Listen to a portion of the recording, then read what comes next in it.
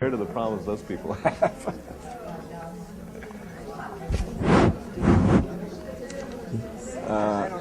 Well, that's it. And Hello, everyone. I'm going to begin now. So if those of you are still coming in, please take your seats. We're going to start. My name is Roger Persell, and I am a faculty member here at Hunter College in the biology department. Tonight, it's my pleasure to serve as the moderator for a panel of experts on staying sharp. The fact that you're all here, sitting down, means that you are certainly taking steps to stay sharp already. And we're going to talk, you may not think so, but you are. We're going to talk about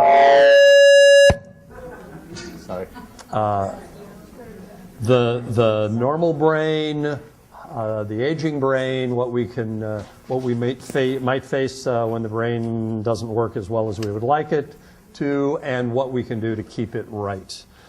Before I begin, and before our panel introduces itself, we'd like to thank the institutions and the organizations that have made this afternoon's panel discussion possible. AARP, not inappropriately, the MetLife Foundation, the Dana Foundation for Brain Initiatives, and, of course, Hunter College, a very great resource to the Upper East Side and the New York City community. Good. I'd also like to mention that this is Brain Awareness Week, something I was unaware of until fairly recently. The Staying Sharp program is part of this week, part of Brain New York, BRAINY, New York's first collaborative Brain Awareness Week campaign. I'm going to let the panel introduce itself, each member, our experts, and then we will begin. What I would like to do right now, though, is to please ask you to hold off questions, which I expect you to have many, until the end. And then we will try to address all of them. May I? I think you're on. Am I? I think so, you were. Oh. Yeah? I don't know. I don't know. Is your light on? No. Oh, my. Mike? Yeah, that's when I put that on it. That's when I got feedback. Oh. So, Hello? Okay. There you Okay. If you guys want to just pass it. yeah, that's probably. Okay. Hi, my name is Dr. Ann Ganser, and I am an assistant professor here at Hunter College in the Department of Nursing. And I teach the graduate students, the psychiatric nurse practitioners. I have been practicing nursing for about 25 plus years, and I have worked in a variety of different settings, primarily in aging and dementia and Alzheimer's centers at NYU, at Downstate in Brooklyn, and I am also a postdoctoral fellow at the Veterans Administration, where I do research on healthy brain aging and stroke, and how we can work with older adults who have had transient ischemic attacks, or TIAs, to recover quickly. So I'm going to pass this over. Hi, I'm Charles Mobbs. I'm a professor of neuroscience, endocrinology, and geriatrics at Mount Sinai School of Medicine. And I've been studying aging for over 30 years.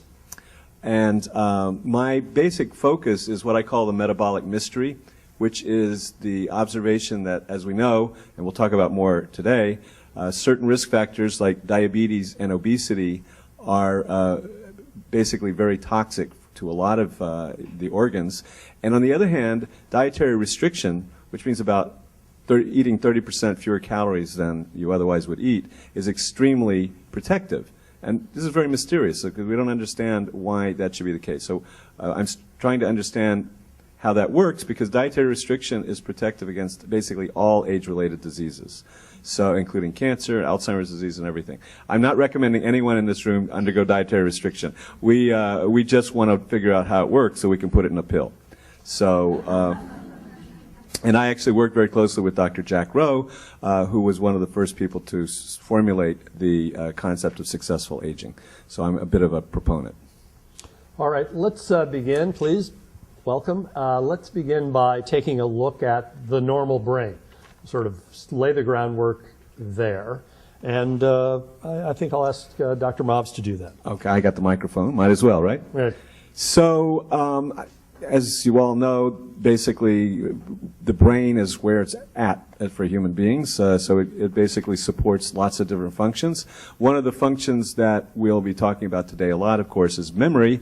But we shouldn't forget all the other functions that the brain supports as well that are equally important, if not really more important, like consciousness, emotion, calculation, imagination, love.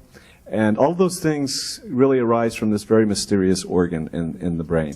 And of course, again, as you all know, how does it do that? And it basically does it by the connections between one particular cell type called the neuron, which is kind of the business end of the brain, but that's supported by other types of cells too, especially glial cells. So it's really the health of the neurons that's really the key point. And another key point that you probably know as well is that different parts of the brain support different functions. So the part of the brain that supports memory function is a part in the middle of the brain called the hippocampus, but that talks to the sort of thinking part of your brain called the cortex, and unfortunately those are exactly the two parts of the brain that are most devastated by Alzheimer's disease. So another part of your brain, called the basal ganglia, supports movement. And not surprisingly, I guess, unfortunately, that is the part of the brain that's most devastated by Parkinson's disease and also Huntington's disease. So we don't really understand why that happens, but that at least explains why we get those particular symptoms. Well, thank you very much for that. One of the questions that may crop up has to do with gender and aging. Do men and women age differently? Do they have different issues as they age? People who see other members of the other genders may notice differences, or they may not. We'll see. Anne, do you want to, Dr. Ganser? You want me to speak to the gender? Well, in general, I think we know that women tend to outlive men. And that's also a mystery, right? Why do women outnumber men? As we age now, and our population is really growing, and I'm sure that's why so many of you are coming out here today, because the expectancy of your longevity has really risen.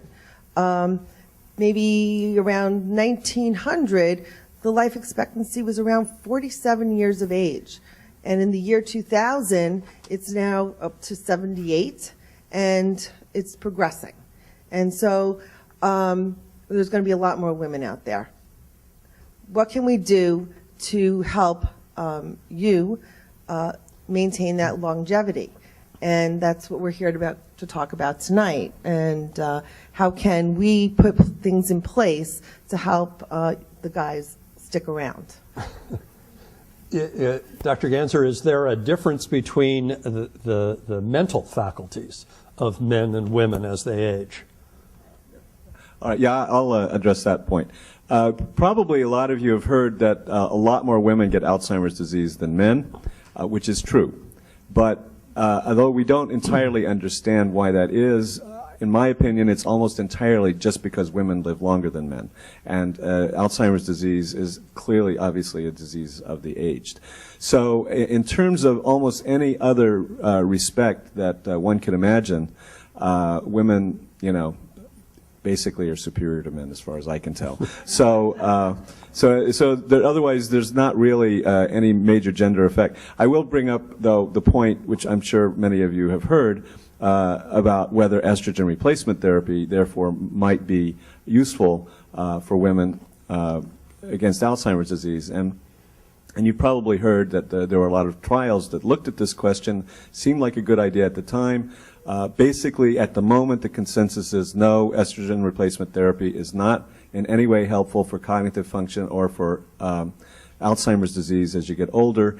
That's the consensus. There's some people that are still hoping something can come of it, but for the time being, the clinical recommendation is do not use hormone replacement therapy for cognitive impairments.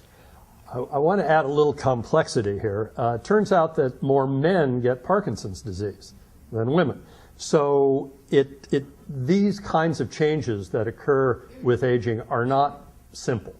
And as you'll hear many, many times tonight, no one really knows why. But there are differences in how the two genders age, maybe with respect to susceptibility to some illnesses, some brain dysfunction. But otherwise, I think we're probably all in agreement that as long as you're staying healthy, the distinctions are trivial or not even in existence. One of the issues with aging that we all face, certainly, as well as you, is memory. I think it probably worries us as much as any specific disease. And indeed, one of the first things is, well, my memory is going, do I have Alzheimer's? My memory is going, am I too old? What's going on? Memory is often the first flag for us and probably generates more worry than anything else. Can either of you talk about the nature of memory and what we can expect normally and maybe with some suspicion as we get older? Okay, all right. This comes up a lot, and so I just want to make a few kind of comments on this point.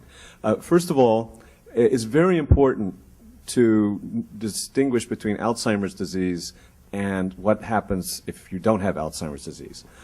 Because basically, Alzheimer's disease, of course, is a horrible disease, and it's devastating, and memory impairments is one of many symptoms of Alzheimer's disease, and not necessarily even the worst, certainly not the earliest, but that's a devastating disease. If you don't have Alzheimer's disease, there will be, as with all the rest of your physiological functions, some impairments in memory function as you get older. But really, they're very, very minor. And in fact, they are so minor on the whole that at most they're an inconvenience, and very likely you wouldn't even notice them. But unfortunately, as we get older, we get sort of paranoid about Alzheimer's disease, so we get this confirmation bias. Oh, I must have Alzheimer's because I forgot where my keys were. Well, I forgot where my keys were when I was 20 years old also. So there is one thing that's kind of particularly annoying and particularly common, which is the tip of the tongue phenomenon. I'm sure we've all experienced that. There's a word you know, and you just can't come up with it. 10 minutes later, you get it. So very common, very annoying. It does increase with age. But by and large, not really physiologically significant. So the important thing is to not get panicky, and especially don't get panicky about your relatives just because they are not being able to come up with, with a word or something like that. As we'll talk about more, there are many, many reasons to be optimistic as you get older that you can really retain all your marbles. I think the name of the game here is don't overreact to relatively minor symptoms. You know, we all have been victimized by a lot of cliches that probably go back thousands of years, and one of the most dogged ones, if I may use that pun here, is that you can't teach an old dog new tricks. And the thought is that, well, we're getting older, we're losing some function, maybe memory, and we're stuck with that. And I think you're hearing already the first indications that we're not stuck with that, and that you can teach anybody at any age new things. So one of the aspects of that learning process, it comes under the general idea of brain plasticity, something that we tend to think of perhaps as being characteristic of the young, but it turns out it's characteristic of human beings, period. Dr. Ganser? It was a fallacy that we've had for many years, that the brain, we thought that the brain could no longer change. When you became a certain age, you couldn't develop any more neurons. That was it. It was over. And it was only going backwards. You were losing neurons as time went on. We used to call it senile dementia, right? Oh, that person's senile. You go to a nursing home and they were sitting there. And, a lot of times they weren't really senile. They were bored. They were just sitting there bored, and they were looking out into space. No one was engaging them. They were perhaps depressed because when you get to a certain age, you've lost perhaps your significant other, things have changed, and you are no longer fitting into that life that you once knew. Well, the new thought is change is good. We need to change with the times. So we need to learn to embrace the changes that occur with each decade of our life. And as we get to 50, 60, 70, and over, we need to think about things that we can do to enhance our brains and make our brains think differently. So, for instance, I like to use the example of, you're right-handed, and your whole life you're right-handed. Well, you know what? Change hands. Use your left hand to comb your hair and brush your teeth. That stimulates neurogenesis in the brain. Now the brain has to think, what are you doing? You're not using your right hand anymore to brush your teeth. Okay, so those are the kinds of things that we're going to be talking about this evening. What can you do now to help make those neurons start reproducing? One aspect of memory and brain plasticity and learning, indeed, and one of the reasons that we often do fear the loss of that is that, let's face it, many of us don't always get a good night's sleep. And it's turning out that a good night's sleep is a necessary requirement. It may not be the same as it was when you were 14, sleeping 14 hours a day, but it is something that we will also address later on. I wanted to jump to it briefly now because it is linked to successful learning and memory retention and successful brain plasticity. All right, well, let's talk a little bit more. There are some changes with memory that do accompany age. What can we expect? Are there any differences? It's just maybe the word is on the tip of my tongue and nothing more? Well, or is there something more? No, there's something more. So, for example, if anybody here has recently played the game memory or concentration with a 5 or 6 year old, I don't know if you've done that, but you probably, if you have done that, and that's the way that game works is you put down cards, you look at them, then flip them over, and then basically you have to remember where they were before. And most of you probably will have found that your 5-year-old niece or granddaughter probably beat the pants off of you. And that's a well-established phenomenon that kind of memory, it's also the same kind of memory that you use to memorize lists, for example, absolutely starts declining daily, weekly, yearly from around the age of 17 on. And it monotonically, constantly. So that if you had a room of teenagers and a room of not teenagers, older people, and you had a list of 15 words, and you have 5 minutes to memorize those words, and then 10 minutes later you come back, unquestionably the teenagers would be absolutely far better than the group of seniors. But I ask you, how important is that really in your daily life? It just doesn't come up that much. And for example, as a hobby of mine is I'm an actor, and so I have to memorize a lot of lines. Believe me, it has gotten a lot harder as I've gotten older. But you know what? I compensate, I cope. But as far as my day-to-day life, I'm a scientist. Do I really need to be able to memorize lists? No, I've got the internet. So do you. So basically, these are easy to these kinds of problems are easy. I mean, I shouldn't call them problems. These kinds of age-related changes are easy to demonstrate in the laboratory. They're very robust, but they really don't mount to a hill of beans, in my opinion. Well, should older people, should we pay attention to these losses? You're saying no. But, when you say, my God, I saw a movie last week, I have no idea what the name of it was, and everybody's looking at me like I'm the old jerk here in the room, Is there something we could be doing that just kind of keeps us a little bit more vibrant?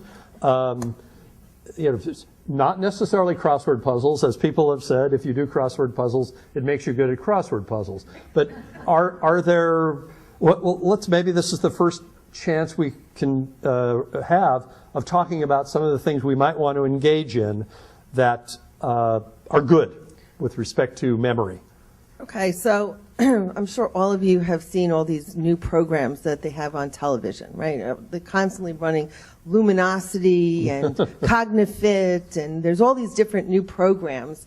They're actually trying to get into your deep pockets because they know baby boomers have lots of money. You've been saving that for years and years, so they're targeting you with your worst fear. Your memory is going, and now here it is. They're flashing it on the screen. This is all you have to do is engage in our games and your memories will improve. Well, there is some science to it.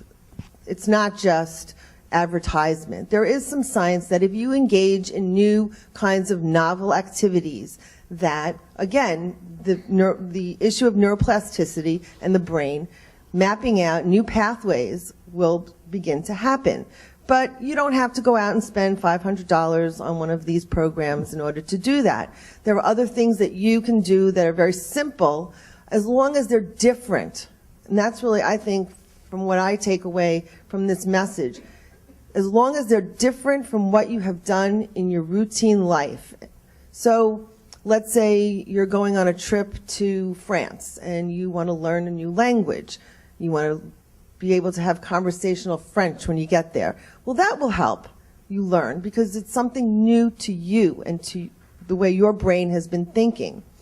You can, engage in other kinds of activities. If you're a real big crossword puzzle doer, well, that's not going to help because you've been doing that. But if you like to do something different, change it to Sudoku. Those are the kinds of things that I would recommend to help with successful aging and keeping your brain sharp. There's one last question we're going to talk about in this section before we move on to another section. Many people in this group, certainly people I know among my friends, have very aged parents still alive, 105 years old, and they've got children whose own children are facing stress. And so many people in this room may find themselves to be in almost a peak of stress. All life is stressful, but for some it's more than at other times in our lives. Is there a contribution that stress makes, or is there some way to help cope with that as we get older? Well, okay, so nobody likes to feel stress, and so already, we have sort of automatic alarms that go off when we're in a stressful situation. And there certainly is some evidence that under at least extreme stress, that can certainly cause problems for normal brain functioning. Certainly, it's distracting, and there are some of the physiological responses to stress, like elevated stress hormone, can certainly cause damage to the brain if it's extreme enough. But on the other hand, and basically what we'll be talking about in terms of lifestyle interventions, many of the things that we will be talking about will actually also help you cope with that stress.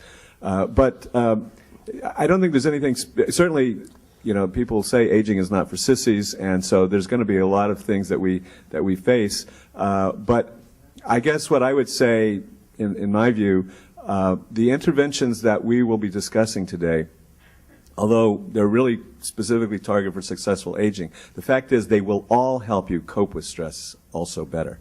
Okay, before we ultimately get to these various things we keep telling you we're going to talk about, we do want to address probably some of the big names with the kinds of disorders that many of the people we know may suffer from. Alzheimer's was mentioned, Parkinson's has been mentioned, stroke, and dementia, which is a kind of a general word. And one of the things that I personally am curious about from our experts is there a range of these conditions, or is someone normal one day and then they've got disaster the next, and that's it? Is it always yes or no? Or are we all coping with a variety of little different things all the time? So let's talk about some of the diseases that we can face. There were many, many diseases, and many diseases that affect the brain. Of course, we're all talking about Alzheimer's disease because that's been the hot topic for a long time now, because we haven't been able to find an answer, and we don't have an answer yet at this time. But dementia is an umbrella term, and the diseases that cause dementia fall under this large umbrella. And Alzheimer's is just one type of dementia. There are many, many different types. Well, not that many, but there are many. So stroke can cause a dementia-like condition. Stroke is caused by modifiable and non-modifiable risk factors. For instance, high blood pressure, or hypertension, diabetes, which we have medications to treat, smoking, sedentary lifestyle, alcohol. Those are all kinds of risk factors for stroke. And those kinds of risk factors cause what's considered white matter disease. They cause these little tiny, tiny strokes in your brain. And that can cause dementia, albeit a temporary one. It just kind of comes and then it goes. So it's like, I remember my mom calling me up one day and she said, you know, I just couldn't get the words out all morning. I could not get my words out. And I said, Mom, you probably had what's called a transient ischemic attack, which is just a small, tiny little blood clot in the brain, and then it just dissipates over a short period of time, and then the brain is reperfused, and now she can think straight. So you better get to the hospital and, get checked out right away. That's really important, because we know from the science that if you have little tiny strokes, a lot of times you're setting yourself up for that big full-blown stroke. Now, talking about the other kinds of dementias, there are dementias called Jakob-Creutzfeldt disease. There are dementias called Lewy body dementia, and they're all causing memory loss, but they all have different kinds of symptoms, and they come on differently. So in Alzheimer's disease, the course is extremely slow and insidious. You start to have little bouts of memory loss, and then over time, it gradually increases and increases and increases. So the characteristics of the different types of disease processes are very, very different. So, the only dementia that I could think of would be like a stroke-related that comes on really quick. You could probably talk about some of that. Most of the disorders are slow and insidious, and they don't just, wham, you wake up the next day and you can't think anymore. I would just add one thing, because it is true that the dementias are associated with memory loss, but the clinical presentation of dementias is completely different from just the kinds of memory loss that most of us will deal with.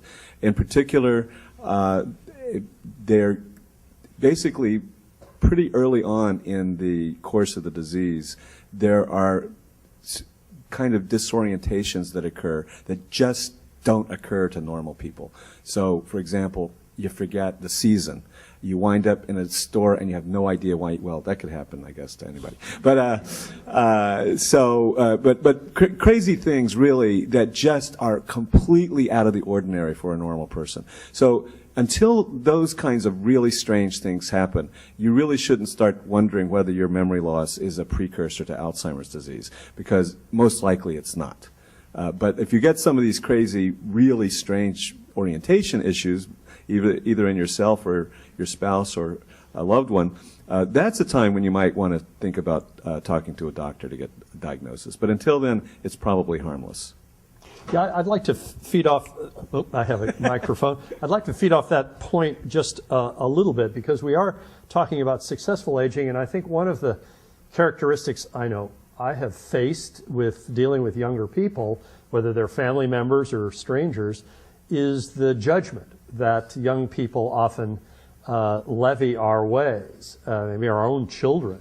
And they often are the ones who first say, oh, you've got Alzheimer's disease, you are getting older, you're over the hill, what's wrong with you? And it can really have a terrible effect on an older person. Can you recommend something to do with how do you cope with intergenerational conversation when the topic is your own insecurities and your own behaviors that might suggest dementia or decline? This is a complicated question, but is there a way to do that? Well, I think it's about relationships, and when you are in a situation with perhaps a spouse or a younger, your child, it's about having a conversation, and they may notice something, and that's very often how it begins. A spouse may notice. I had a patient once, and the spouse called me up and said, my husband put the milk in the pantry. I mean, and that was like a huge red flag, because the milk doesn't belong in the pantry. This is a very unusual occurrence. So that alerted me, and I said, you really need to have him checked out. And so, but I think the thing is to be honest and have a good, frank conversation. If you're, we get into the heat of it and you say, oh, you have Alzheimer's disease. Well, maybe, what do you mean by that? Did you notice something that I'm doing that perhaps makes you think that? And ask your son or your daughter or your spouse. We're often very afraid to tackle this issue. It may be nothing. It may be absolutely nothing. But it may be something that that is treatable. There are things that are treatable. We don't often talk about infectious disease and infectious processes. Very often I'll have a family member call me up and say, my father, he is so disoriented and confused. I don't know what to do with him. He was fine yesterday, and today he's so disoriented.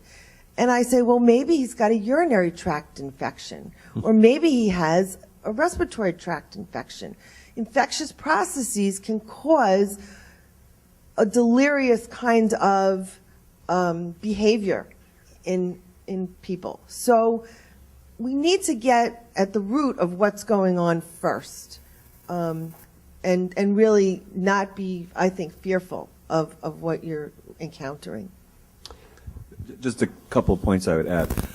One is that what you're doing right now is really the best thing you can do in a situation like this.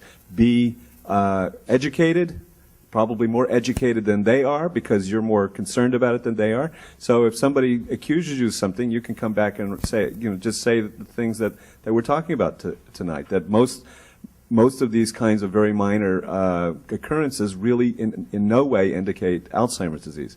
The other point, there was one other kind of sort of avoidable or even reversible kind of dementia that wasn't mentioned, and it just occurred to me, which is medicines. There are a number of medicines that can actually cause the kind of confusion and dementia-like symptoms that really look a lot like Alzheimer's disease. You go on a different medicine and they disappear. So geriatricians are particularly sensitive to this kind of thing. They know about those kinds of side effects, which are certainly more common in the elderly than in the young people. And of course, elderly people are more likely to be on those medicines anyway. So so one thing along those lines is certainly you don't want to have just a standard primary care physician try to make a diagnosis of Alzheimer's disease, because a geriatrician or somebody like that would be in a much better position to figure out maybe if some of these medicines are interacting that cause some of this confusion. One last comment also is depression. Sometimes we're depressed, and when we're depressed, we start to forget. And if we then get at the root cause of the depression, very often we can reverse the confusion and normalize the person again. So again, there's different things that are going on, and they all mimic the same kinds of symptoms, and we need to know what the root cause is, really. I'm going to actually segue right back to depression, but first I want to make a brief point that Parkinson's disease, which was mentioned earlier, can be associated with a dementia, often with a little bit more advanced Parkinson's, but not necessarily the devastating end stage, but even just a bit more advanced. But we all face a variety of things as we get older, whether it's a arthritic hip that can lead you to feel somewhat down and blue and depressed. And as Dr. Ganser said, certainly depression has an impact on our cognitive function, our sharpness, the very topic of today's talk. And when you're not so sharp, everything starts to roll downhill, and certainly to the outside world and even to close family members, we can look a little bit demented.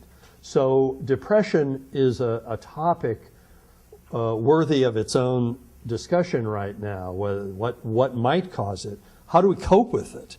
There are certainly enough commercials on television, right along with the learning tricks and the learning programs, that you would think depression is big business. Well, I guess it is big business. So what is it? Is everyone depressed? Is it possible just to be sad for a day without being depressed, or what? What are we looking at here? Well, when we think about our mood fluctuates, right? Every day, some days we have good days, some days we have bad days. With depression, you want to look at the duration. How long have you been sad and blue? Okay, what's the window of time that you've been experiencing? And how is it affecting your daily life? How's your diet? Are you eating well, or are you just not eating at all? How's your sleep? Are you sleeping? Are you sleeping too much, or do you have insomnia? Are you up all night pacing the floors? So again, it's going to be the duration of how long this mood disorder is lasting, and that's going to tell us a lot about whether it's a chronic depression or a major depressive disorder, or whether it is something that's seasonal, right? We've all heard of seasonal affective disorder. I often wonder, why do I live in New York City? It's always so dark and gloomy, and we've had such a bad winter. It's been so cold. That can make you depressed. I get depressed. I walk around the city and I'm like, oh, where's the sunshine? Right? That gives us a little boost in our affect. We feel great when we see the sun. So again, however the duration, how long, is it a situational depression? Did you just lose somebody in your life? Okay, it's normal to feel like that, but if it lasts for 6 months, then we're starting to worry what's going on. Well, I would just emphasize that I'm a little ambivalent about diagnosing Alzheimer's disease, to tell you the truth, because frankly, there's nothing we can do about it, and so it's kind of definitely a two-edged sword. In contrast, depression is eminently treatable. And the drugs out there are really so good, and they're right to put it on TV, because it's eminently treatable in the vast majority of cases, which I think clearly indicates that it's biological in origin. And so in this case, better to seek treatment sooner rather than later. I think some of us macho guys feel like, what can a psychiatrist tell me? I can get my act together. But really, it's a biological disease, and it's a disease that needs to be treated, with the combination of talk therapy, but certainly drugs as well. And don't hesitate to seek out medical attention in exactly the kind of I don't know if you want to even go 6 months, because there's a kind of a real difference between major depression and any kind of reaction you have to any life event. It's really much more profound. And if you really are feeling like you don't want to get out of bed, you don't want to live, this is not a reaction to a situation. It's a biological response, which is very dangerous, and it can be treated. We'll talk just about a couple of more abnormalities, let's say, that we could face, and then move on to successful aging. One of them that has been mentioned a couple of times already is Parkinson's. And I'd just like to start off by saying most of us probably know a good deal about certainly the best known national spokesperson for Parkinson's, Michael J. Fox, and kudos to him for bringing attention to this disease at a national level. But there, like these other conditions, there is often a range of Parkinson-like conditions that may not be Parkinson's, in fact, often called Parkinsonism. And I mentioned this, my own brother, I noticed a head tremor about 10 years ago. It's exactly the same today as it was 10 years ago. But my first thought then was, oh my goodness, he's going to have Parkinson's disease. It was a tremor. Many of us have tremors. We notice a thumb, a finger. It does not necessarily mean Parkinson's disease, which is a distinct entity associated with very specific range of symptoms and so forth. And occasionally, as it develops, cognitive decline and some dementia.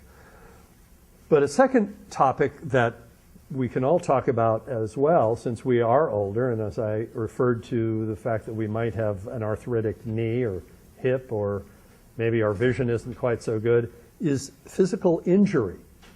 That takes its toll on our brain function if we have a physical injury, or if we're worried about having an injury. Dr. Ganser, you want to mention something about protecting ourselves, or what we might face in a city of concrete when it comes to injury? Well, we all want to protect our brains, and I'm not going to say go out there and get a helmet and as you're roller skating down the street, because I'm sure most of you given up roller skating, but it's good to stay active, and it's good to know our limitations.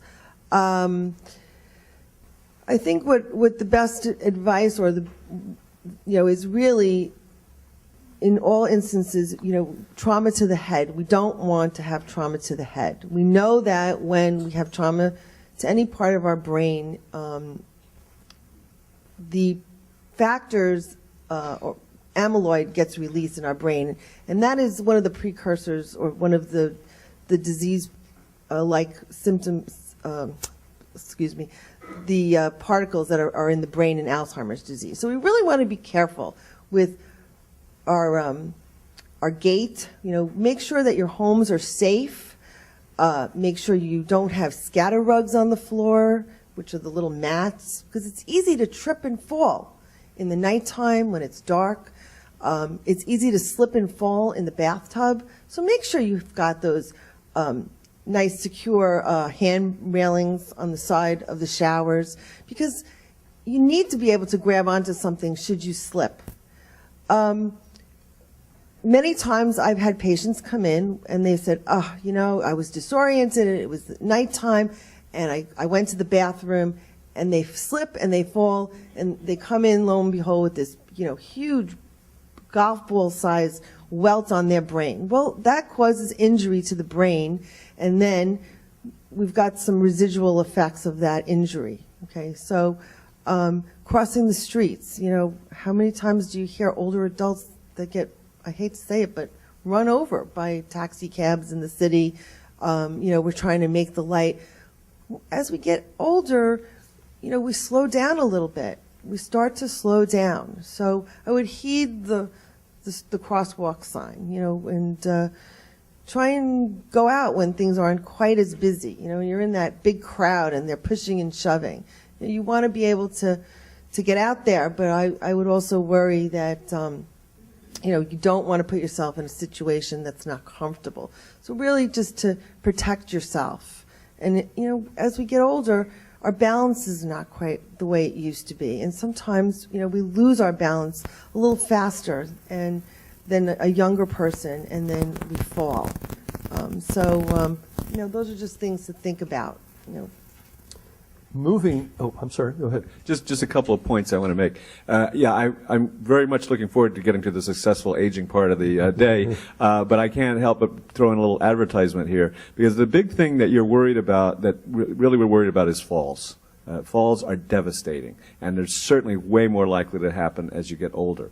But one of the big things you can do to reduce your chance of falls is exercise certain kinds of very careful exercises which improve your balance and improve your strength and make it much less likely you're going to fall. One last plea I would make, again, to all of us macho guys, at a certain point, we need to use a cane. We need to use a walker. It's fine. I think a lot of guys are a little too vain to admit that, but it's much better than falling and breaking your hip. I just want to also mention getting a good pair of shoes. A good fitting pair of shoes. I mean, we want to be fashionable, and I get it, but a good pair of shoes that laces up and supports your ankles, which tend to also start to weaken as we get older. So I would invest in that. All right, we are going to move on to how you all have probably had your own successful aging, how we try to, and maybe some new things that you haven't yet tried. And I'm going to run through just a very quick little litany, the kinds of things that you can expect to hear. We know most of this already. Obviously, good nutrition, sleeping, exercise. These are almost cliches that you hear about on everywhere, for all ages, by the way, not merely older people. But there are some more subtle and maybe more esoteric aspects of our blood flow, our vascular health. And these are the topics that our experts are going to now go on to. What can we do to really keep our health at a maximum, at an optimal level as we age? So we're into successful. We are. Okay. I just want talking to the choir here. So I want to just explain a little bit about the background of what we'll be talking about and where this evidence comes from that what we're saying is actually going to be useful. And this goes back to studies in the basically late 70s and early 80s, in which my former mentor Jack Rowe was very prominent in developing this concept of successful aging. But since it was going to be a scientific topic, it had to be defined in a very precise way so that we could figure out what's the best way to get to that point. And to make kind of a long story short, the final sort of criterion, the main criterion for successful aging, is to be able to live independently. And that's, I think, probably was not a bad idea, because that's sort of the thing that we all fear the most, is becoming dependent and basically having to rely on other people. It's really a major loss of our sense of self, and we kind of feel guilty about it. So, we'll talk about a lot of four main factors that were found in those many studies that clearly predicted a longer independent life. But in general, that's a really good indicator that you're living the kind of life you want to live. So if you don't think independent living is your main criterion, I think you'll find that that's highly associated with the things that really are your goals. So what are these four main things? We've got... Okay. All right. You introduced us to it. All right, fine. So the four main predictors, and now there are intervention studies that prove that these really do work, are exercise. But I mean, this isn't hitting the gym. This is actually just moderate exercise, doing just sort of normal things around the house. Vacuum cleaning is something that I really recommend, but that kind of thing. Dancing is also very good. Things that get your heart up a little bit, but doesn't necessarily make you pass out from fatigue. The second thing is keeping your brain engaged. And that means all the things that we were talking about today. But probably the most important thing is maintaining an interest in life, doing things that are fun and exciting, and doing different things, as was already mentioned. And learning new things is the best thing you can do. And read, continue to read. So, or start reading if you haven't been doing it before. And the third thing is social engagement. And that's really much more important than you might think in lots of practical ways, but it seems to have some mysterious effect that we don't really understand on maintaining that emotional health, which is kind of the opposite of depression, and gives you the excitement that makes you want to maintain your engagement. And the last thing is a little bit hard to understand, but it's called self-efficacy, and it has something to do with basically feeling like you can get done what you want to get done. It's a little different from self-confidence, and it's a little bit different from just knowing that you've got certain skills. It's a kind of an internal personality trait, but it can be developed. And one of the best ways of developing is doing these activities which give you confidence that you really can, yes we can kind of a thing. Now there's a lot of other related things that you can do that really do, these are the four kind of bottom line things. Now again, for example, I didn't really mention nutrition. And I'm a nutritionist, so you would think I would and I study dietary restriction. But the truth is, within reasonable bounds, and I think most, actually as people get older, they tend to get a lot more reasonable about their diets. Then you don't really have to go on a strict diet of any kind, as long as you're reasonable. And that did not really come up, strangely enough, as one of the main predictors of successful aging. So keep it within bounds, but actually, I do have to say one thing. As you get older about nutrition, as you get older, actually, you don't want to be too thin. And I know people think you can't be too thin. Actually, you can be too thin as you get older. That actually having actually somewhat increased adiposity or body mass index is actually protective in terms of mortality. Now, we don't really entirely understand why that is, but it's a very robust phenomenon. So, as you get older, is not the time to go on a diet. I mean, unless you're really, obese, but that becomes less and less likely as you get older. Okay, well, let's maybe go into some depth into each of these. They're the essence of staying sharp, really. Exercise, maybe nutrition within bounds, social engagement. The words sound good, but let's face it, friends move away, we're not as energetic, maybe we're losing some friends who have died, so social engagement isn't always easy.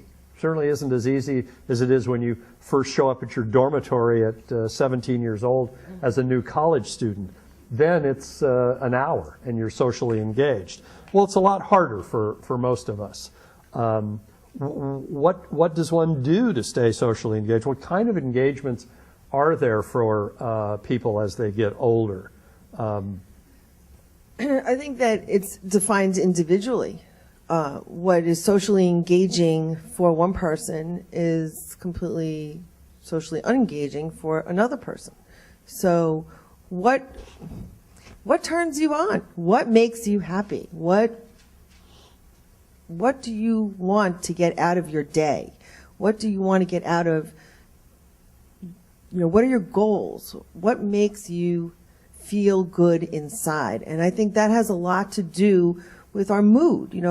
It helps us improve our mood if we're doing the kinds of things that make us happy. There's a lot to be said about happiness. So if you enjoy going to the museums, great, go to the museums. If you like book clubs, book clubs. Discussing things in a group help you stay socially engaged. If you're more interested in doing solitary kinds of activities, maybe you like gardening, so you go out and you join a gardening club. You can still be socially engaged in that gardening club, but you're still doing your own thing.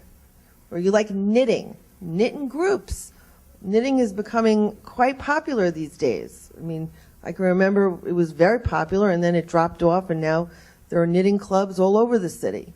So things that, movies, go to the movies with friends, go out for coffee afterwards, talk about it. So it's very, very individual, but as long as it is something that you enjoy doing.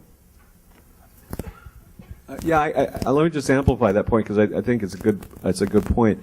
I think a lot of us consider that growing old has a lot of challenges, and it's certainly true, but it also actually has a lot of advantages, believe it or not. And one of those is, now is the time to really indulge yourself. Probably as you have lived most of your life, you've sacrificed a lot of things for your children. You've had a job that you didn't really like. You had to save money. You lived somewhere you didn't like. Hey, you're retired. Go for it. Just do what is fun. And try to lose those, to some extent, those restraints that you had placed on you when you were younger. But on the other hand, with respect to all of these things, to tell you the truth, I'm an introvert, so I have to kind of really push myself to socialize. But I do. I push myself, and because really, wouldn't you rather just stay home? I would. But, I push myself to go out, and I'm always glad I did.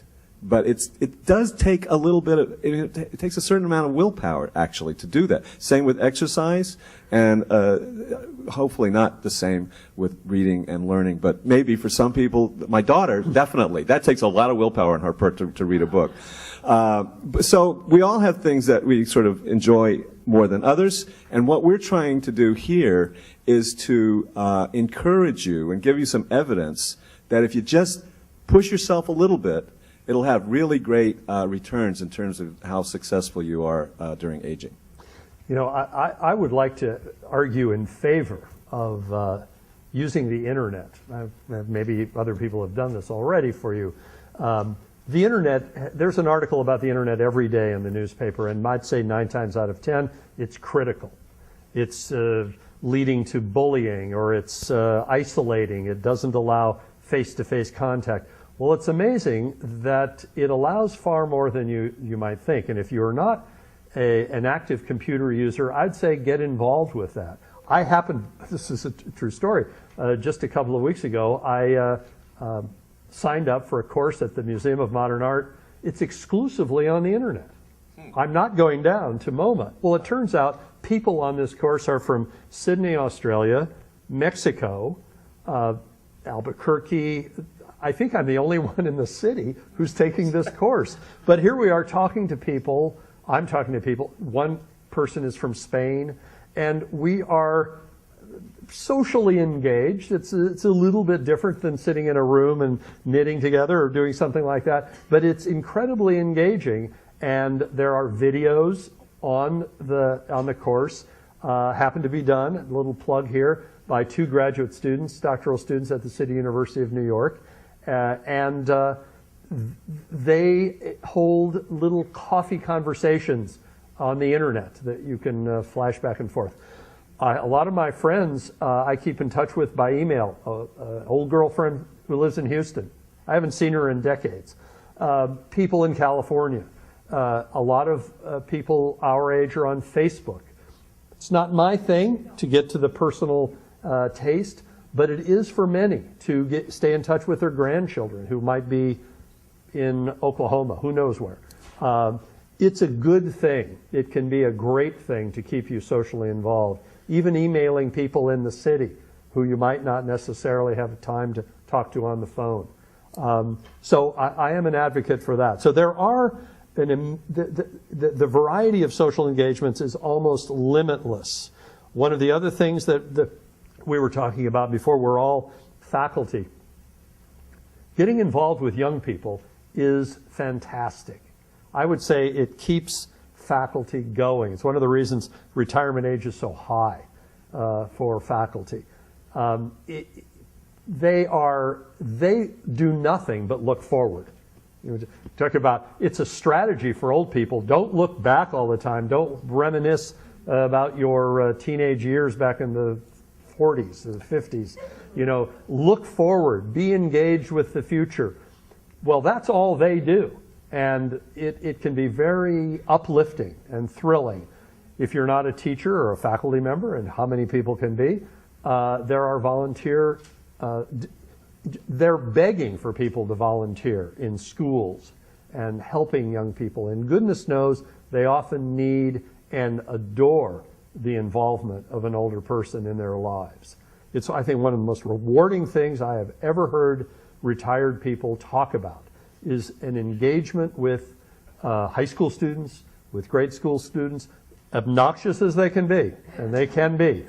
One-on-one, they are often just delightful and uplifting in a way nothing else can be. That was my two-bit contribution to this. I don't consider myself an expert on that, but I did want to get that out. What about other engagements? I have a relative who is a Parkinson's patient. And by virtue of my contact with that group, I was asked to participate in a clinical study as a control person. How odd. I had never thought of myself that way. But are there clinical involvements that older people can associate with? Absolutely.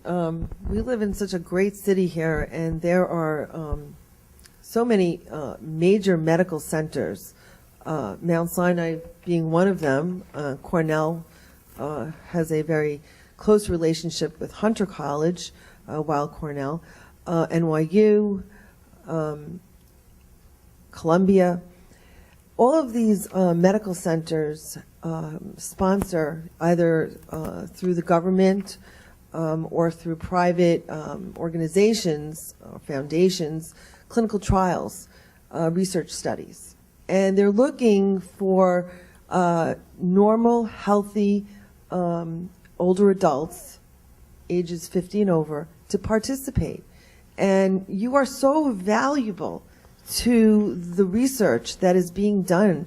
And you are just such an integral part of getting the word out, you know, to your friends about participating in clinical trials. A lot of these clinical trials are looking at some of the issues that we talked about here this afternoon: Alzheimer's disease, Parkinson's disease, depression studies, drug studies, trying to bring to market products that are needed to help with a lot of these disease processes. And we can't do it without normal, healthy volunteers as a control, as the control. So, even cancer studies at Sloan Kettering. I would always, I recommend, looking in the newspaper, listening to radio stations like NPR that do public service announcements of these kinds of opportunities. And sometimes they even give a little incentive. Maybe they send you off with a gift card or a little, something they'll pay your travel. You might get a free medical exam, something like that. So think about it. I'd just like to confirm that. I learned when I participated in this study over at New York Hospital that it's the healthy controls that are hard to find. Yes. And yet most of us, if we have any friends or relatives who are ill in one way or another, who need to go to the doctor, we often accompany them. And we sit there and read a magazine while they go to the doctor, and the doctor is engaging with a person who is medically in need, when a perfectly healthy person who could participate in a study is sitting out there doing nothing. And it requires just a small step. Gee, are you involved with any studies? Do you know of any studies? I can volunteer.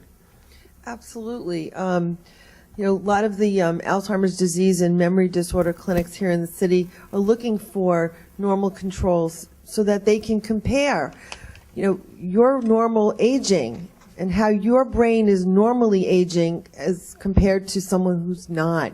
They may ask you to participate in an MRI study where they'll actually, you know, do an MRI of your brain, and they want to look at why is it that your brain looks this way and an Alzheimer's disease is looking in a different way. Or, you know, most of the studies are non-invasive, you know, and you know, those are studies that I would definitely encourage you to participate in if you have any interest at all. Okay. Yeah, well, absolutely right about that.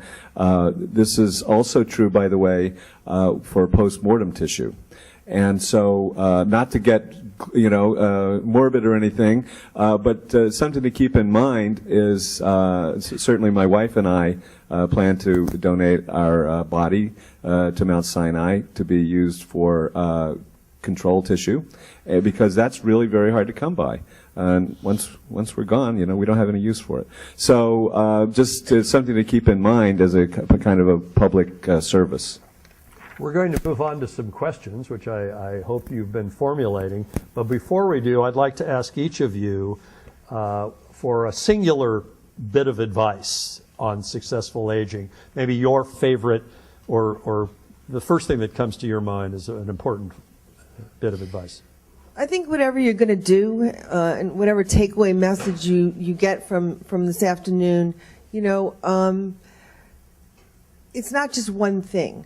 It's a combination of things that we do in our lives that lead to successful aging. So it's not just doing the exercise or engaging in the leisure activities or being socially engaged or eating healthy. And I'm a big advocate for eating healthy, and you know, that's something that you're really involved in. But it's a combination of these factors. Over time, if you adhere to these kinds of practices over time, that, in my opinion, will lead you on the path to really successfully achieving, you know, health and wellness. Well, I guess the one, I completely agree with everything that was said, and I guess my one little thing I would add is go out and educate yourself about successful aging. There's lots of books out there. The Dana Foundation has lots of literature on it, and it will help you find the path that's best for you, and also gives you ammunition to argue with those young whippersnappers who are telling you what to do, because they're not going to do it. So there's an old word for you, right? It's one I heard when I was a little kid, but it's still perfectly valid. We would like to open this up for questions. There's one limitation, and it's that although we might call this Ask the Doctor, but please don't say I've got a pain here in my side. This is not about a personal visit to the physician. But rather try to formulate your question so that it is going to be of general interest to the audience. There's a gentleman out there who had his hand up first. And Chris Kane, a postdoctoral fellow here at Hunter, is going to help us out. And Chris, if you could also be eyes as well as ears for hands. What do you do with people, this is a person who's 75 years old, whose hearing is going and absolutely refuses to get fitted for a hearing aid? this is your province. Okay, so what is their main concern? They don't want to be embarrassed by having somebody see that they actually can't hear. I mean, and that's really the bottom line. They have these hearing aids, you know, that go inside. Yeah, I don't know the technical data, but he still refuses to do that also. I think it's, this is a personal opinion, he refuses to admit he's getting older. That very well may be.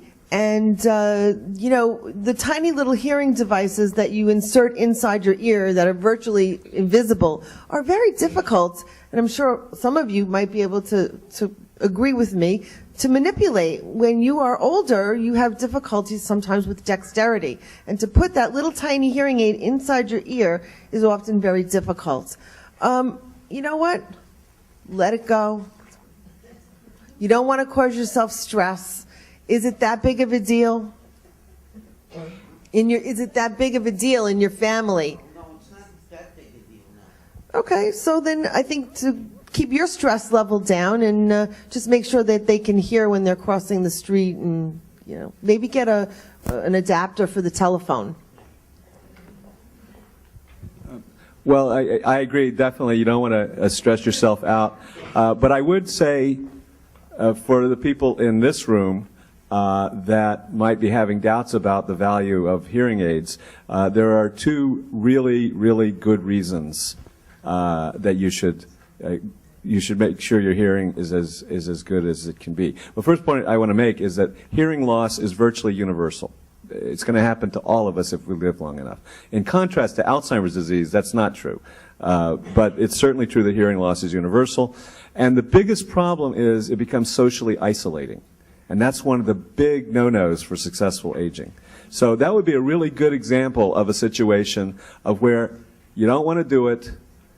You basically, but you force yourself to do it, just like me going out and talking to people, because it really is going to be good for you and the people that depend on you.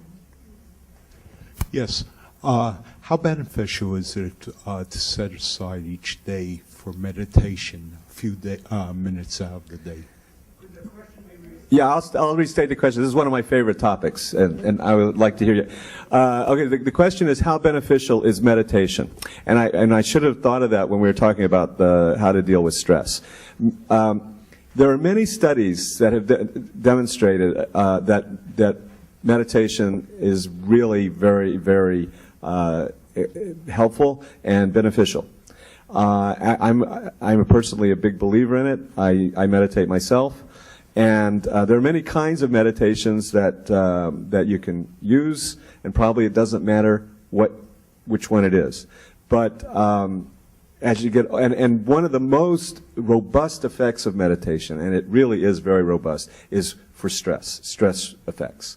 It's amazing. I actually started meditating because I had asthma as a child, and I thought it might help that, and it really did. Now, that might have been a placebo effect to some extent, but there have been MRI studies and hormonal studies and all kinds of objective evidence that meditation is really has a lot of health and emotional benefits. I'd just like to mention, placebo effect is not a bad thing. That's true. It's a psychophysiological reaction to wishful thinking. Who knows? But you know, it's not necessarily a bad thing. Okay, Chris, you've got the next. Okay. You've mentioned all these things that you think will help us. Does this help if you have a gene for Alzheimer's? Good question. Yeah, I'll repeat the question. This is a great question. The question is, what if you already have a gene for Alzheimer's disease? Then do all these things help? Well, first of all, I'm glad you asked that question. I would like to point out that what we've been talking about here today is, at least in the last part of this discussion, is about successful aging. And that has a particular, as I've said, sort of technical meaning having to do with independence. And basically nothing can alter the course of Alzheimer's disease. So if you have Alzheimer's disease, you're not going to prevent it. But even if you do have Alzheimer's disease, these interventions will still help you cope with that Alzheimer's disease better. The same thing is true for other diseases. For example, multiple sclerosis. Now, exercise does not stop the progression of multiple sclerosis, but it allows you to function much better if you have multiple sclerosis. So the same thing is true for Alzheimer's disease. Now, With respect to Alzheimer's disease and genes, I should point out, though, that although Alzheimer's disease has a relatively high heritability, meaning if you have an identical twin, there's about a 50% chance you'll get the disease, but still 50% chance you won't. And we don't really understand what those factors are. So bottom line is, to be perfectly honest, you're not going to stop the disease progression with any known intervention, but you will certainly function better if you do these practices. Hi, I have a few questions. One, the issue of balance and the issue of, slowing down, walking slower, what causes that? And is there anything to, remediate it, reverse it? The second is healthy vitamins. Vitamins that are good for the brain. And the third question I have has to do with the facilities like Mount Sinai or New York Hospital. What's available for this neighborhood for people to go in? If one wants to have a consultation and say, hey, I'm synapsing slowly, or, what do you have for me? I mean, I've had short-term memory loss my whole life. I happen to have ADD. I'll be 75 in June. And I work, at least 20 hours a week. I volunteer. I'm a first responder. Thank you, Hunter, for this is the place. If anybody lives in this neighborhood and you got to respond to a place to be secure, here's where you come. So, all the factors that you mentioned, I have in my life, but except for, I notice balance and walking, that I am much slower than I used to be and don't have the muscle strength in my lower body. Thank you very much. Okay, I can answer a couple of the questions, then I can pass it over to you. There is an aging center at Cornell, Weill, and you can go there, and they have a fabulous gerontology or geriatric department, and the physicians that are on staff there are excellent and very well trained and knowledgeable about issues that are specific to the aging process. So you have a place right in your backyard here. I'd like to also thank you for mentioning. I know that Hunter really opened their doors to the community during Hurricane Sandy, and I know a lot of people came here, so including myself. So I know exactly what a great place this is. You spoke about vitamins and nutritional supplements. There are quite a few things that you could do. I'm a big fan of omega-3 fatty acids. I always recommend, if at all possible, to get a prescription for what's called Lovasa, which is a pharmaceutical grade omega-3 fatty acid, and it really does help, and it's in the literature. It is not prescribed as a neuroprotective agent. It's actually prescribed as an agent to lower triglycerides, but anything that lowers your risk for high cholesterol certainly is something that I would advocate.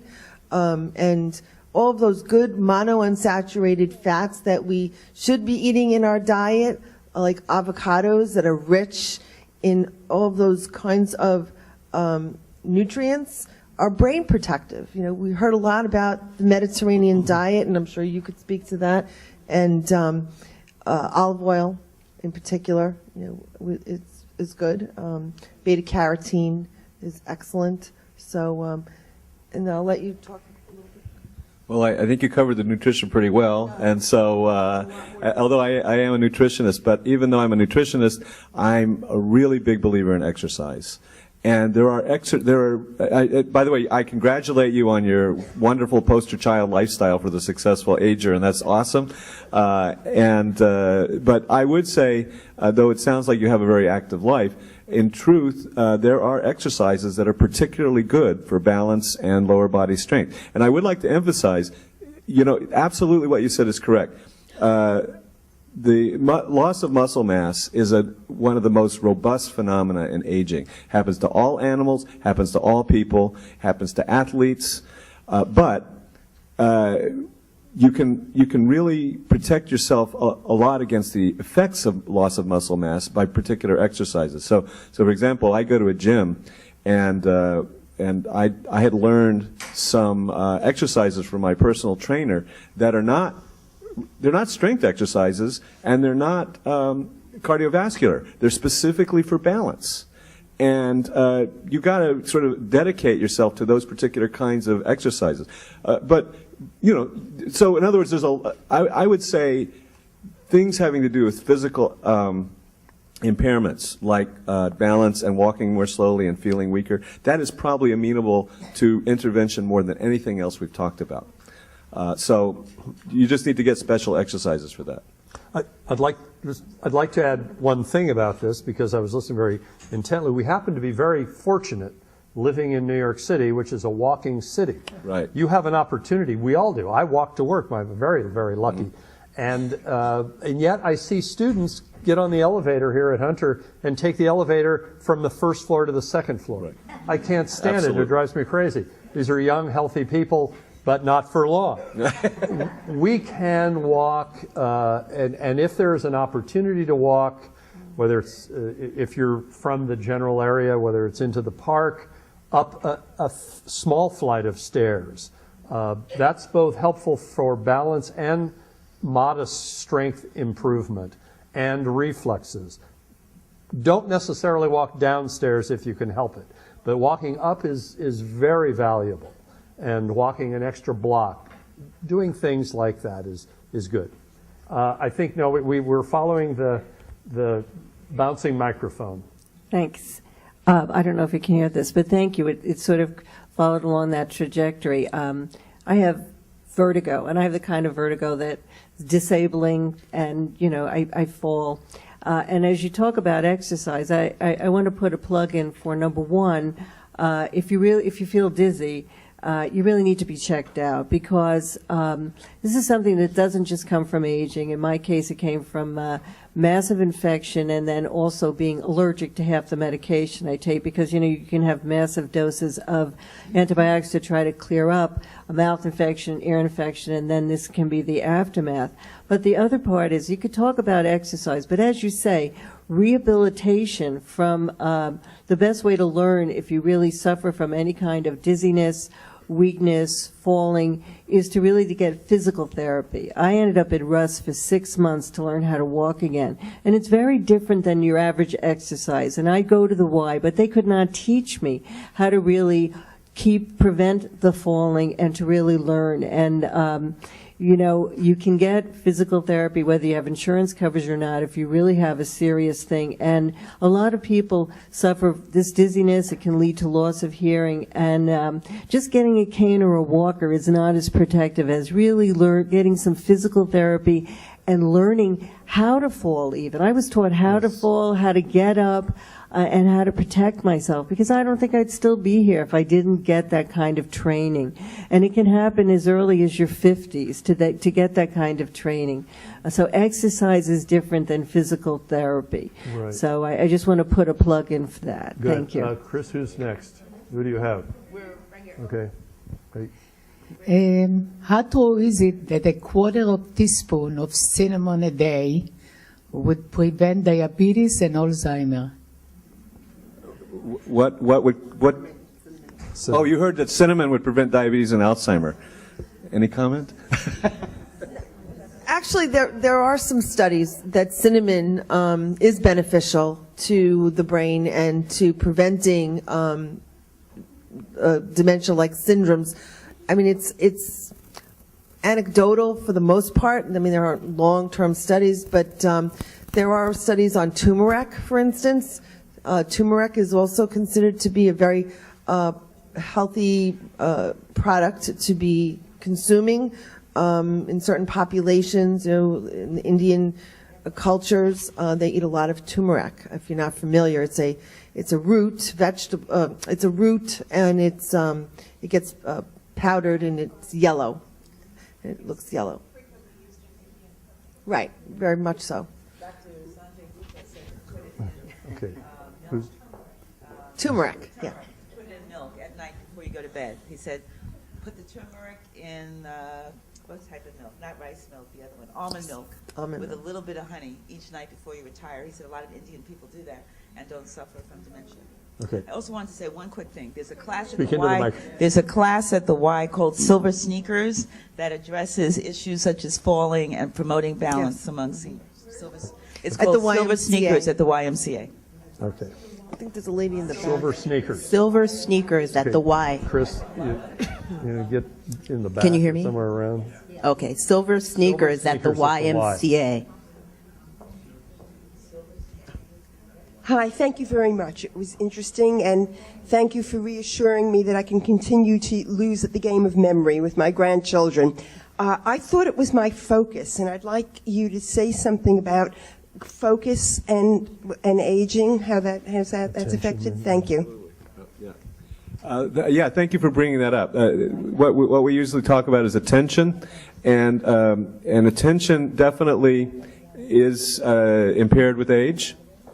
And the part of the brain that primarily supports attention, the prefrontal cortex, becomes somewhat less engaged with the rest of the brain, which can be somewhat problematic. So we don't really know. I mean, you're right that part of the problems with memory could be just that kind of loss of attention. I don't know, though, that there's anything that I'm not aware of any particular exercise that enhances attention. Maybe you know, I don't know, but I think it's a real possibility, and I guess it's a question of probably just being aware of it as a possibility, and for example, reducing the potential the word I'm looking for here. That's on the tip of your tongue. Distractions. So that's definitely. And by the way, that also applies to a number of related circumstances. For example, as we said earlier, hearing is universally impaired with age. In addition to the physical impairment, it becomes more difficult to make out specific words in a loud room. Probably we've all experienced that. So what it means is one of the ways of dealing with that is just try to reduce the number of potential distracting noises. Maybe turn off the radio when you're really trying to focus on something along those lines. But it is a very valid point. You know, Dr. Ganser addressed aspects of attention without necessarily pointing to attention when she mentioned try something new. One of the ways that attention is activated is with novelty, whether it's a new language, whether it's a new exercise. One of the things that actually physical therapists and trainers know very well is that when you're doing the same old exercises day in and day out, you lose interest, you lose attention, you lose focus, and the exercises lose their efficacy.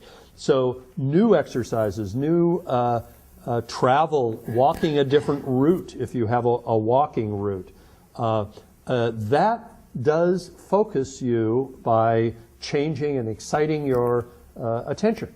Now, whether that translates over into the rest of your life, to some extent, no doubt it does, but it certainly activates, keeps it active for the time being, and that's something that a lot of people don't do when they just go, well, this is the same route I always took, I know it, and I'm not going to change. That's the last thing you want to do, is keep the old style and not try something new. I just want to mention one thing. This past summer at the International Alzheimer's Conference, one of the presenters did a study on ballroom dancing and the benefits older adults engaging in ballroom dancing. So if you are interested at all in going back to the 50s and doing ballroom dancing, by all means, there are places here in our city that would actually support that, and it's very, very beneficial to successful brain aging. Chris, who's got this? Oh, here we go. My question, this goes back to just an earlier discussion that the woman mentioned about the Rusk Institute, which they also mentioned at the Staying Sharp conference on Wednesday, because apparently they have something called GATE training, and in my head I thought GATE, but it's GAIT. And for people who need help with balance, they said that they recommended it. I wondered if that you needed a prescription, because Rusk is a hospital after all. And if one, and then there must be a cost involved, are there places where you can get that kind of physical therapy or the kind of aging exercises that are less expensive? Settlement houses, are there places to go if you don't have the wherewithal to pay for expensive treatment? You can definitely get a prescription from your physician. If you are complaining about any kind of a disorder, whether it's your balance, and many times I write a prescription out for a patient to go for physical therapy for what we call gait retraining, and so they go in, they get evaluated, and then the physical therapist will call and say, okay, these are the kinds of things I'm going to do in order to re-strengthen this individual. Absolutely. And it's also, we do that also for memory impairment. We can send you to places where you can get training, if, like what I said before, the programs. And sometimes insurance companies will pay for these things. I've had a patient that I wrote a prescription for the CogniFit program, and they submitted it with the bill, and the bill was like $600, and they got 80% back. So it depends on your individual insurance carrier.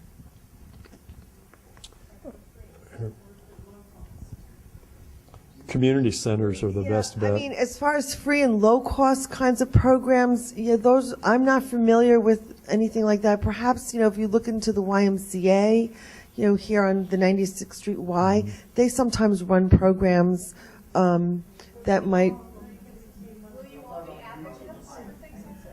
Absolutely, absolutely. Maybe you found a niche market that no one's interested in at the moment. Thank you all. I appreciate the talking here. I want to talk about opposites. At the same time, I'm 63, I notice not a market level, but somewhat, I want to express something. I have all the definitions of the phrase or the word, and it's on the tip of the tongue. It might come into my head in 10 minutes when I wake up the next day. Yet at the same time, and I've had this for as long as I can remember bank accounts from 30 years ago, phone numbers, old jokes my father told, and things that I haven't talked about in ages. And I kind of want to get an idea, is this a good sign? Should I feel it? You know what I mean? Well, yeah, this is absolutely universal, that basically memories that were laid down early on, and we all, I'm sure, have exactly the same experience. It's amazing what you can remember, what you learned. My wife and I, as I say, we do community theater, so we learn a lot of new songs for a show, and then it's gone the next week, completely gone. But songs we learned in our teens, the crazy songs from the television shows, Gilligan's Island, all that stuff, we remember every word of that. Exactly. So it's just one of those kind of amusing and somewhat a frustrating phenomena, but it's a very well-established phenomenon. So welcome to the club. It's also, I'm a full-time musician, and I plan on staying that way. And it kind of amazed me. I'm a trombonist, but I play piano as well. How many songs that I never tried to learn, I could just sit down and play. So, I mean, I've understand that being a musician, I'm also very much into mathematics and arithmetic. I feel like my brain is pretty sharp. Those frustrating moments, though, when someone has to fill in the gaps, I'm at the point where I just want to be very proactive. I just got married a couple of years ago to someone 15 years younger, and I definitely want to keep up. That's a good one. The meaning of proactive. That's right. Not amateur, but pro, right? Well, thanks so much. Appreciate it.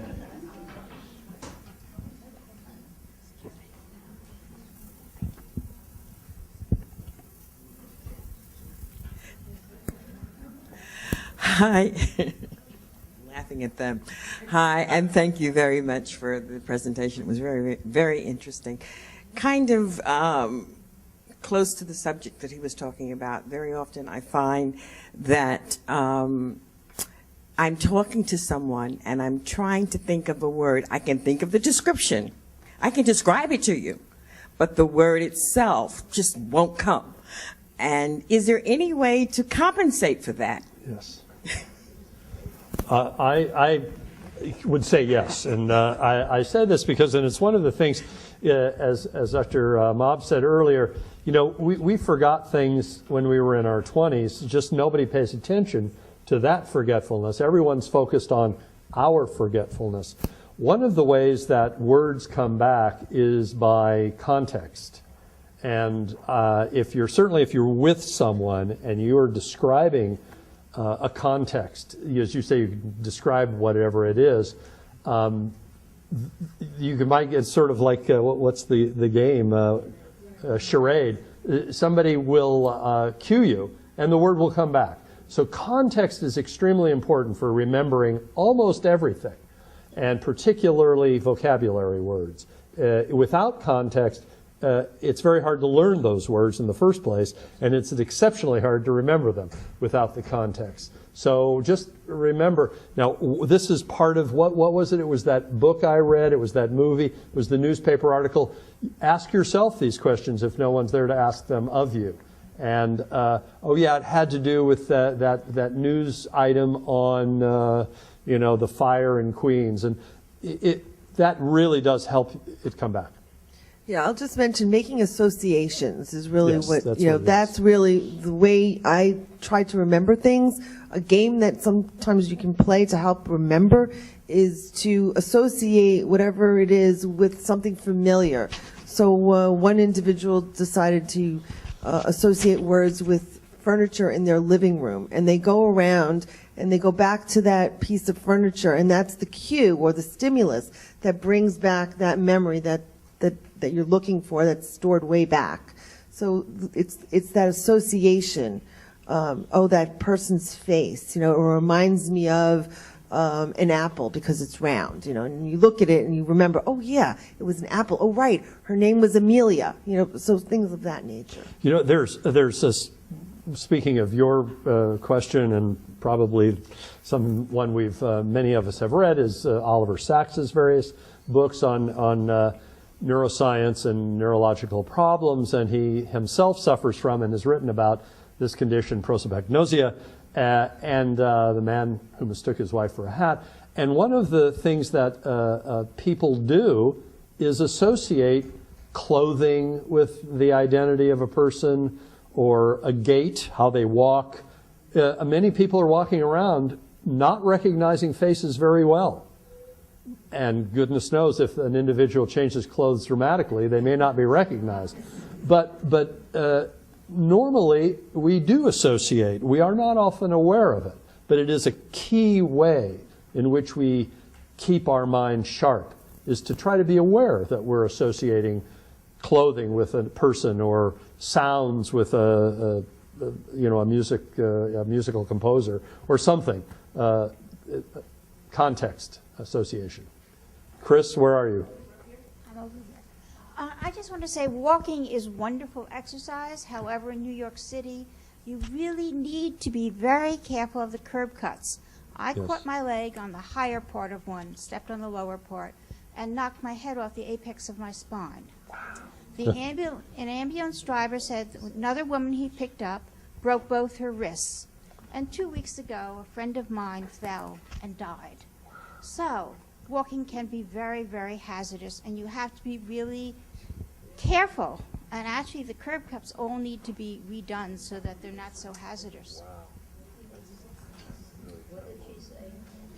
She said that the curb cuts in the city along the edges of the corners are of various heights. And so it's very important that as we are stepping down or stepping up, you can trip up or you can trip down. And, you know, you can really fall and hurt yourself, and several people have, and including this lady. Chris? I just want to say I'm also a big proponent of cycling, and you can buy little for $30 from Amazon, a little metal frame with 2 pedals on it, where you can sit down and just cycle. One of the questions I was going to ask you is, can I get back to biking after traumatic brain injury? I have a TBI, and I won't go into the details. A couple questions are just not applicable to the general audience. I found everything quite relevant, and I'm very grateful. Good, thank you.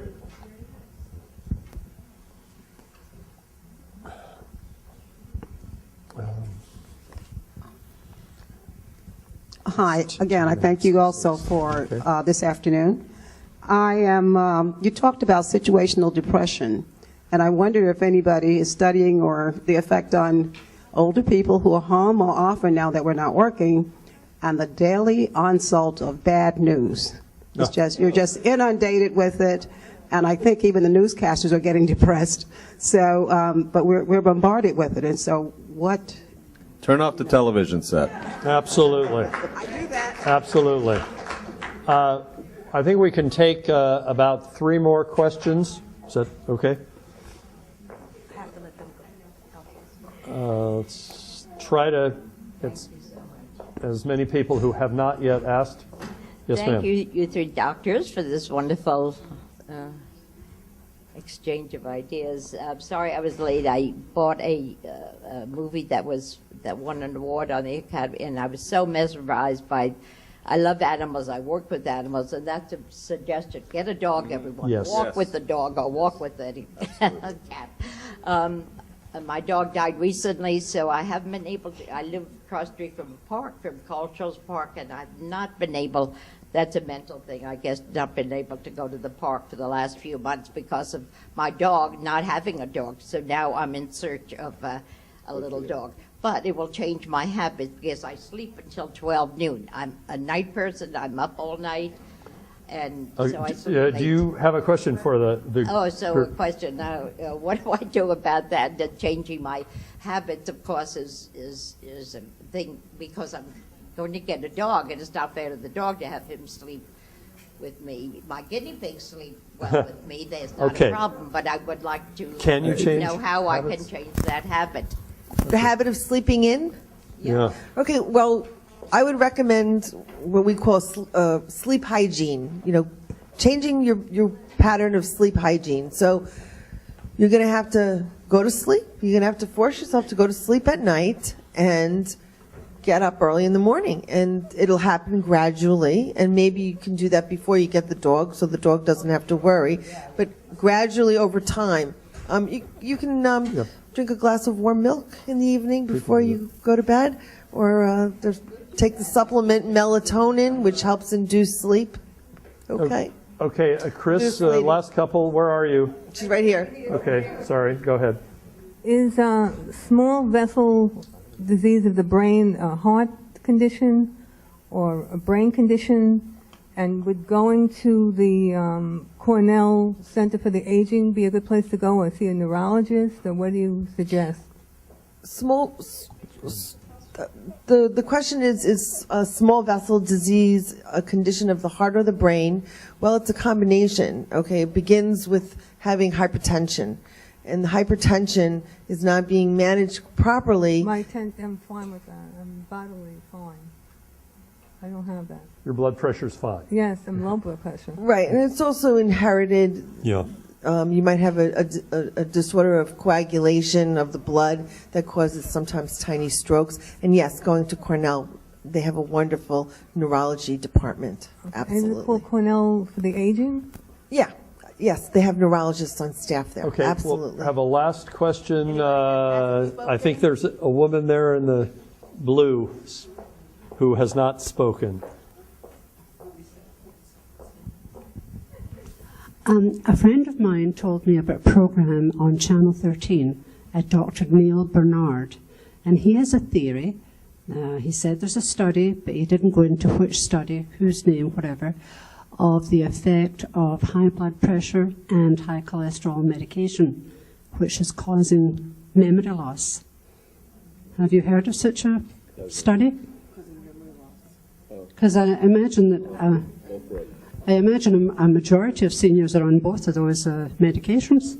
I think what they're probably referring to is what's called polypharmacy.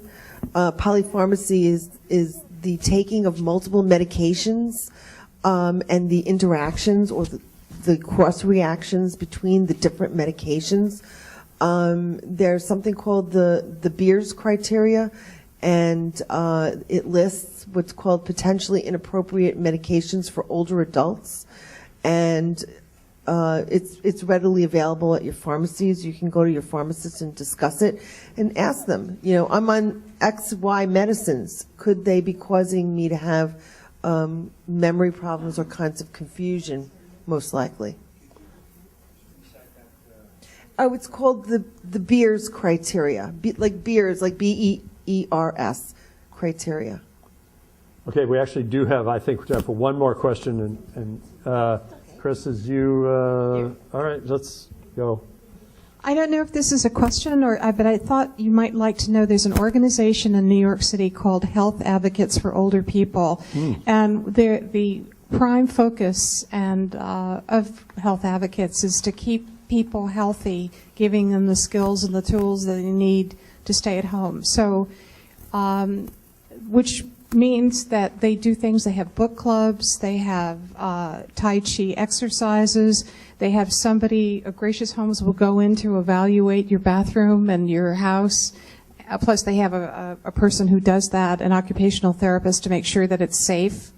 And you can look at it online, Health Advocates for Older People. It's HAFOP as in Peter. And it does a lot of different things. There are movies, book clubs, lectures, all kinds of things. Very good to know. All right, I think we have come to our end. I want to thank Dr. Ann Ganser, Dr. Charles Mobbs, and of course Hunter College and the Dana Institute for Brain Function. Is that right? The Dana Foundation for Brain Initiatives. Yes. That's it. Thank you. Thank you all. Thanks, Chris. Thank you, Roger.